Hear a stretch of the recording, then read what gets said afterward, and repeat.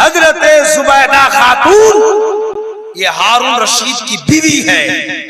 एक दिन सैरो तफरी में अपनी सहेलियों के साथ घूमने के लिए गांव से बाहर गई तो एक बागीचे में देखा कि एक बुजुर्ग शक्ल, एक बूढ़ा आदमी, बुजुर्ग आदमी मट्टी का घर बना रहा है। इसको बंद करिए।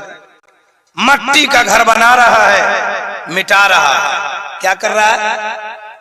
अच्छा, एक बच्चा गांव का बच्चा कहीं बैठ के मिट्टी का घर बनाए बिगाड़ दे तो आप क्या बोलिएगा? खेल रहा है। क्या बोलिएगा? एक बूढ़ा आदमी अगर ये काम करे तो आप कहिएगा पागल हो गए। कहिएगा कि नहीं कहिएगा? है ना। हारून रशीद की बीवी हजरत जुबैदा खातून ने कहा, बाबा ये क्या कर रहे हो? तो उस बुजुर्ग ने कहा, मैं जन्नत का महल तैयार कर रहा हूं। कहिए तो सुभान अल्लाह। कहा जन्नत का महल है? बाबा पागल हो गए हो? कहा तुम पागल हो तुम, मैं तो जन्नत का महल बना रहा हूं। कहा ये महल है? कहा अच्छा जन्नत का महल बना रहे हो तो क्या ये हमको मिल सकता है? कहा कि ऐसे नहीं मिलेगा, पैसा देकर मिलेगा। कह दीजिए सुभान अल्लाह। कहा बेचोगे? कहा कितने में? तो कहा 1 रुपया में। कितने रुपए में? बोलिए जोर से। 1 रुपए में। मेरी माँ बहनों गौर से सुनना। कहा 1 रुपए में। जुबैदा खातून ने 1 रुपया दे दिया तो हजरत बहलोल दाना ने लिखा, ये महल जुबैदा खातून का है। मिट्टी के घर पे क्या लिख दिया? ये महल जुबैदा खातून का है। चली आई जुबैदा जी, गौर से सुनना। हाँ, चली आई। रात में हजरत जुबैदा जब सोने गई तो आपके बिस्तर पर आपके शौहर सोने आए। कह दो सुभान अल्लाह।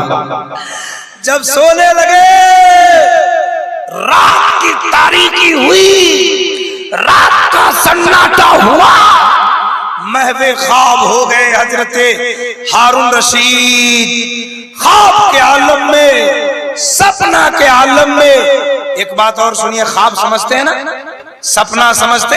हारून रशीद ख्वाब में देखने लगे, ख्वाब ही में जन्नत में चले गए। कहाँ चले गए? कहा कि मैं जन्नत में आ गया हूँ और जन्नत में घूम रहा हूँ। घूमते घूमते घूमते घूमते टहलते टहलते जन्नत के महल्लात को देखा, मकानात को देखा, शजरे तूबा को देखा। देखते देखते गए तो एक मकान पे लिखा है, ये महल जुबैदा खातून का है। जब देखा कि ये मेरी बीवी का घर है, मेरी बीवी का नाम है, तो सोचा कि जब बीवी का महल है तो थोड़ा अंदर जा रहे हैं, थोड़ा घूम लेते हैं कि मेरी बीवी का घर कैसा है। ये ख्वाब में हो रहा है। हजरत जुबैदा खातून के उस महल में जब हारून रशीद जाना चाहा, फरिश्तों ने रोक दिया, गार्ड ने रोक दिया। हारून रशीद किधर? रुक, ये तेरी बीवी का महल है। कहा मेरी बीवी का महल है, मैं जाऊंगा। कहा बीवी के माल पे दुनिया में कब्जा है। कहा यहाँ नहीं, यहाँ तो अपना अपना बनाना पड़ता है। हारून रशीद की आंख खुल गई, बीवी को जगाया। कहा जुबैदा, कौन सी नेकी तुम कर गई कि अल्लाह ने तेरा नाम जन्नत में लिख दिया? अल्लाह, और मैं बादशाह हूँ, इबादत गुजार भी, परहेजगार भी, मेरा नाम कहीं नहीं। कहा कि मैं कल घूमने गई थी तो देखा एक बूढ़ा आदमी, एक बुजुर्ग आदमी मिट्टी का घर बना रहा है, मिटा रहा है। मैंने कहा क्या कर रहे हो? कहा जन्नत का महल बना रहा हूँ। मैंने कहा बेचोगे? कहा हाँ, 1 रुपए में बेच लूंगा। मैंने 1 रुपया दे दिया, उसने लिख दिया ये महल जुबैदा खातून का है। हो सकता है यही मामला हो। हजरत जुबैदा ने बयान कर दी, किसी तरह रात गुजारा, हारून रशीद सुबह सुबह कपड़ा पहने, नहाए धोआए, कपड़ा पहने और उसी बागीचे में उसी बागीचे में गए तो देखा कि बना रहे हैं, मिटा रहे हैं। कहा बाबा क्या है, जल्दी जल्दी सुनिए, ये तो आप सुने हुए हैं, हम आपके दिमाग में उतारने के लिए बोल दिए थे। कहा क्या है, कहा मिट्टी, कहा कि जन्नत का महल है। कहा बेचोगे, कहा हाँ बेचेंगे। कहा कितना में? अब देखिए बाबा क्या कह रहे हैं, कहा तुम्हारे दौलत के आधे हिस्से में, यानी जितने पर तुम्हारे पास दौलत है आधा दे दो तो हम तुमको जन्नत दे दें। हारून रशीद ने कहा कि बाबा भाव बढ़ गया, इसका भाव बढ़ गया है। कहा क्या मतलब? कहा कल तुमने 1 रुपया में बेच लिया और आज तुम आधी दौलत मांग रहे हो। तो उस बाबा ने कहा कि तुम्हारी बीवी अनजाने में खरीदी थी, तुम तो देख के आ रहा है, वो तो है अनजाने में खरीद लिया और तुम देख के आया है। इससे क्या मतलब हुआ वाकया सुनाने से? वाकया सुनाने का मकसद है हमारी माँ बहनें अपने लिए जन्नत बना रही है, आप अपने लिए जन्नत बनाओ, आप अपने लिए नमाज पढ़ो, ये भी नमाज पढ़ें, आप भी नमाज पढ़ें, आप भी इबादत करें, ये भी इबादत करें, ये भी अल्लाह को राजी करे और आप भी अल्लाह को राजी। साहब ए जाने वाला बैठो। पता नहीं मुसलमान का दिल क्यों नहीं लगता जलसा में, मिलाद में, मस्जिद में, मदरसा में, इनका दिल क्यों नहीं लगता? ए मुसलमान जरा सा सोचो, अल्लाह ने किस काम के लिए तुम्हें पैदा फरमाया? तेरा दिल क्यों नहीं लगता? तेरा दिल बाजारों में बिक गया, तेरा दिल मोबाइल में लग गया। ए मुसलमान, अगर तुमने अपना दिल राह खुदा में ना लगाया, अगर अपने दिल में मुस्तफा की सीरत को ना बसाया, तो याद रखो ना ये बाजार काम आने वाला है, ना मोबाइल काम आने वाला है। अगर कयामत में कुछ काम आएगा तो मुस्तफा की मोहब्बत ही काम आने वाली है। कहां बिक गए आप? कहां परेशान हो? क्यों नहीं आपका मन लगता मिलाद में? आप अपने दिल से पूछो, इस दिल में क्या हो गया? इस दिल में किसी की मोहब्बत नहीं आ सकती है। जो मोमिन होगा उसके दिल में अगर आज जाएगी किसी की मोहब्बत, वो मेरे मुस्तफा की जात ही। जरा जोर से बोलिए सुभान अल्लाह। मैं क्या बयान कर रहा था? दिल लगाइए, दिल लगाइए, जिक्र रसूल में 2-4 घंटा गुजारिए हर रात।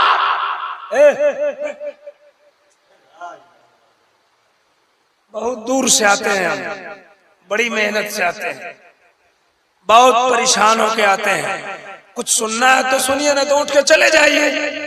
आपने इतना पैसा खर्चा किया, इतना लंबा पैसा लगाया, क्या ये पैसे कहीं से आते हैं कि नहीं आते हैं? जिस दिन से जलसे की तारीख होती है, एक बेटी की शादी करना और एक जलसा करना, ये दोनों बहुत बड़ा मामला है। सही बोल रहा हूँ कि नहीं? जिस दिन जलसे का डेट फाइनल होता है, फला आलिम साहब, फला खतीब साहब आने वाले हैं, तो जलसा के कमेटी वाले से पूछो कितने दर की ठोकरें खाने पड़ती है और कितने दरवाजे पे दस्तक देने पड़ते हैं, तब वो पैसा जमा होता है। आखिर कमेटी वालों का क्या लगा हुआ है? ये जलसा क्यों करते हैं? इनका मकसद होता है जलसा होगा, उलमा का बयान होगा, लोगों की कमी दूर हो जाएगी, सीने में इश्क़ मुस्तफा जग जाएगा, इंसान जन्नत का हकदार। इसलिए जलसे में आइए तो कुछ देर बैठिए। इस जगह को मेरे मुस्तफा ने जन्नत की क्यारी कहा है। जन्नत की क्यारी है। आप जन्नत में बैठे, बहरे आलम दूसरी अभी संस्कृत आपको सुनाना है। शक्ति सुहानम जग जगतू जनी कृत मोहम्मदम अवतारम का कल की अवतार अंतिम महर्षि ईश्वर का कल्पना संसार का दाता ऐसा बच्चा जग जग तू जनी पूरी दुनिया में कोई पैदा ही नहीं होगा। ये मैं नहीं कहता, ये हिंदू धर्म की किताब कहती है। अत्यत्यम शक्ति स्वानम जग जग तू जनी कृत मोहम्मदम अवतारम का मोहम्मद अवतार ऐसा है कि पूरी दुनिया में वैसा कोई पैदा ही नहीं हुआ है। तब तो बरेली के अहमद रजा ने कहा था सबसे आला वो औला हमारा नबी, सबसे वाला वो वाला मेरे नबी के जैसा मेरे मुस्तफा दोनों आलम के मुख्तार हैं। कह दो सुभान अल्लाह। और नाम भी आपने कितना अच्छा रखा है, मुख्तार दो आलम। एक शेर सुनिए, मेरे नबी के जैसा कोई नहीं, भोजपुर का एक शायर कहता है। उसके बाद तकरीर तो मेरी शुरू हो ही जाएगी। कह दीजिए ना सुभान अल्लाह। मेरे नबी के जैसा, जोर से बोलो। अच्छा, आप लोग को हिंदी बोलने आता है ना? अरे बहुत अच्छा बोलते हैं आप। मैं तो हिंदी उर्दू में तकरीर करता ही हूँ, है ना, क्योंकि हमारे इलाके में हिंदी और उर्दू बोली जाती है, तो हम हिंदी उर्दू में तकरीर करते हैं। लेकिन कमाल की बात यह है कि आप बंगाल में रह के हिंदी भी समझते हैं, उर्दू भी समझते हैं। ये कमाल की बात है ना, मुकम्मल समझते हैं, ये भी नहीं कि थोड़ा मोड़ा समझते हैं, बहुत अच्छा समझते हैं। जरा हाथ उठाइए तो कितने लोग नहीं समझते हैं? सब लोग समझते हैं।